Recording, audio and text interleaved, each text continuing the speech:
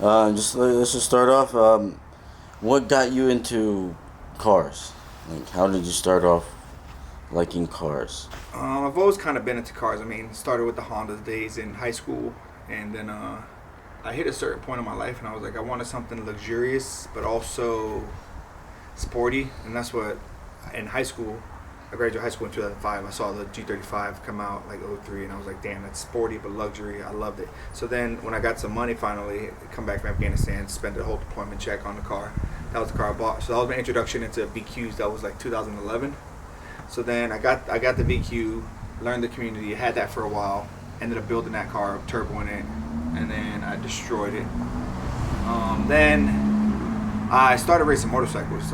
Once I got out the Marine Corps, I wanted something that's adrenaline. I remember in Afghanistan, combat deployment, stuff like that. It was one of those where nothing else mattered but the current moment. It took the stress away from bills, life, everyday drama, all that stuff. So that's why I wanted to get on the racetrack and go out and have fun. And the racetrack did that for me. And I was racing motorcycles, and I was like my everyday life for quite a few years. So in 2018, I got hit by a drunk driver. Messed me up pretty bad. They said I was going to be paralyzed for the rest of my life. Lost my leg, got fused spine, fused pelvis. So I can't really race motorcycles so much anymore. So as I was recovering from that, I was like, I want to get back into working on things. Wrenching is a big hobby of mine. I mean, it's stressful at the time. Bloody knuckles, cursing things. Fuck, why does it cost so much? But wrenching and seeing your finished product out there and experiencing your finished product is such a good feeling. So that's when I bought this car, this white 350. It's 2003. Came with a DE. Was slightly modified, not really to my taste, but it was slightly modified, but mostly stock, just like intake, exhaust, eBay coilovers, reps, stuff like that. So I started building this car to get on the racetrack, and then I ended up finding this Amuse Superleggera kit, and that's when I was like, oh, I want that. And then I blew the stock GE, beating on it, '03, a crappy transmission, grinded going to third, bounced on the limiter, spun a bearing, destroyed the motor. So I was like, yeah, I don't know what I'm gonna do with it. So that's when I talked to Scott at Relentless Motorsports. He's good partners with Jim Wolf Technology and El Cajon. And that's where we ended up starting doing that. So that was like the intro. I bought the body kit, suspension, the wheels, all the stuff to get into the racetrack. And then I blew the motor, and then it snowballed into something a little bit more extreme, I would say. Because I mean, this is an overbuilt street car at this point right now.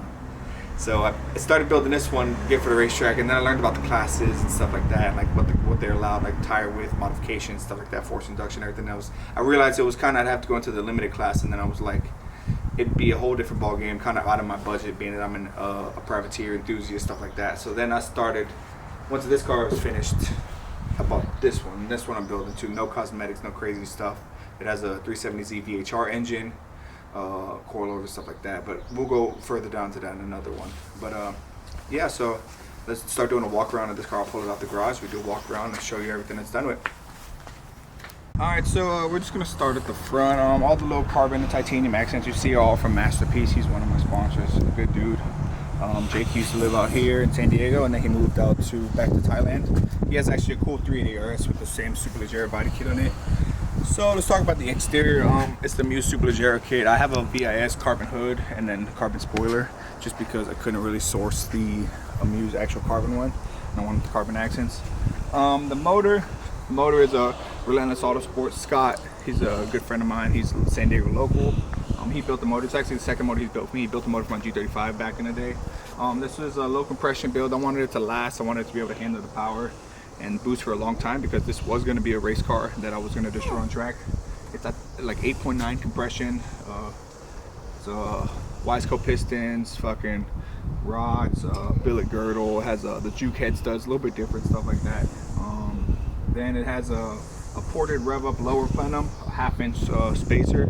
We had a plastic one on there, but it kept blowing out. We couldn't seal properly under boost, so we went to the Z1 metal one. It has a Crawford plenum. Upper plenum is a Crawford one, and then it's all thermal coated, and it's ported as well.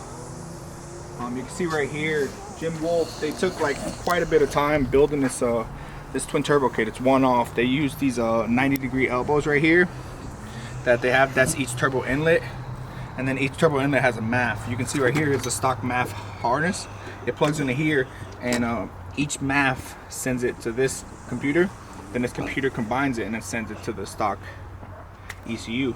It has recirc valves right here. Again, this was going to be a track car, and it took a while. They spent a lot of time, seamless charge pipe and all that stuff, turbo inlet, all that stuff. And then everybody thinks this is a catch can, but this is actually the power steering reservoir.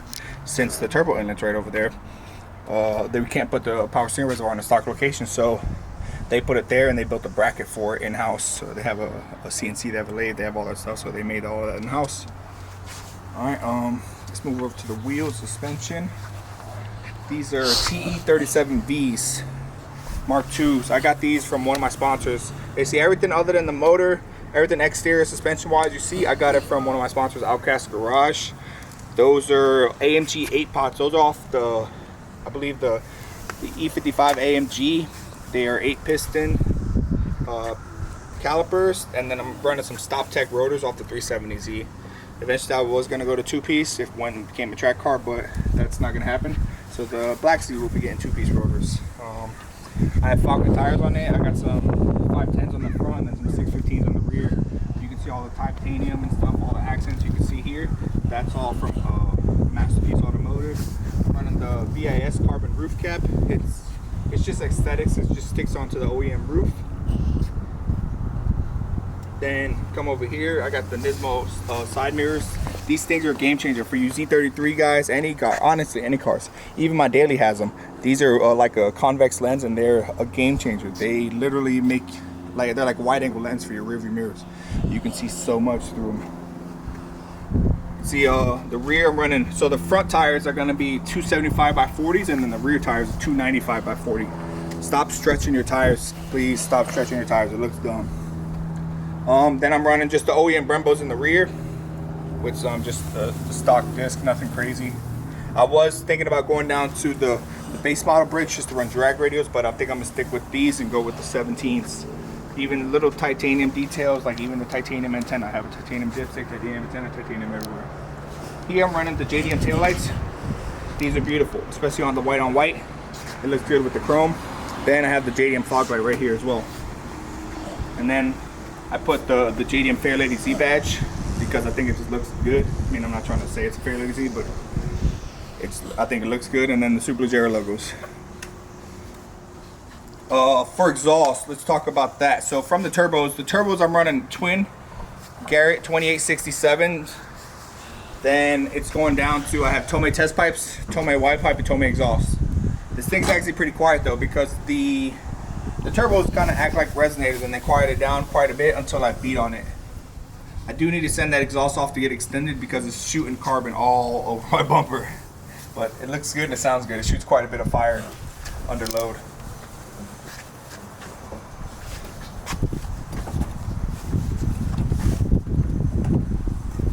Yeah, so suspension right now I'm running stance coilovers. Shout out to Adam at Race Consultant. He got me those with Swift springs. Nothing crazy on that. I was just gonna go get custom valving and stuff, but again, once I got that, I decided that I wasn't gonna track this car, and I was just gonna turn it to like an overbuilt street car. It's fun, but it handles well. Take it on candy runs, stuff like that. It's quite a fun car. It makes, like I would say, mid-5s right now. I'm not sure. I do need to tune it. I do need to dyno it, but let's see. All right, let's talk about stuff in the interior again. Nothing crazy. I got these are actually Recaro seats out of the Evo 10. You can see those right there. They're Recaros off of the Evo 10. Then I just got some carbon dash stuff. If you look at the OEM gauges, I replaced all those with the AEMs. Just functional. Boost, oil pressure, and air fuel ratio. Nothing crazy. Custom shifter that's actually just billet aluminum, mill and lathe. And then if you look down here on the cluster, you can see that it's just a Masterpiece Automotive cover for the Speedo, and then I got this titanium just accents just to look good. I'm running some Sparkle harnesses, just a simple 4-point, and I got the K harness bar in the back just to hold those harnesses in.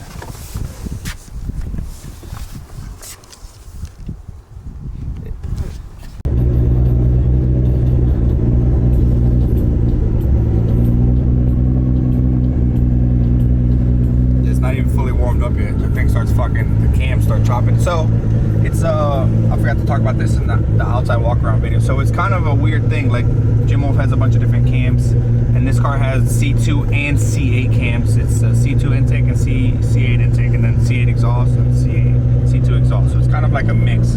They wanted to run this basically with the motor. They were like, let's do this. I don't know. I mean, they're the geniuses behind this car. So it's them. They decide, they're like, hey, let's do this and this and this. They're like, what do you think? And I'm like, fuck it, let's do it. I wanted it to be unique, and then here we are. That's why it has. People know that a lot of people run speed density because the math over a certain amount of horsepower and a certain amount of velocity, it doesn't read accurately. So that's why they did this twin math setup to try to compute that, do something different. It's just, it's a blessing and a curse because it's a one-off, but it's also like not everybody can fuck with it. So it's kind of like I have to go to them. All right, she's about warm. Let's do it. One leg, driving 3 pedals, baby. Let's do it.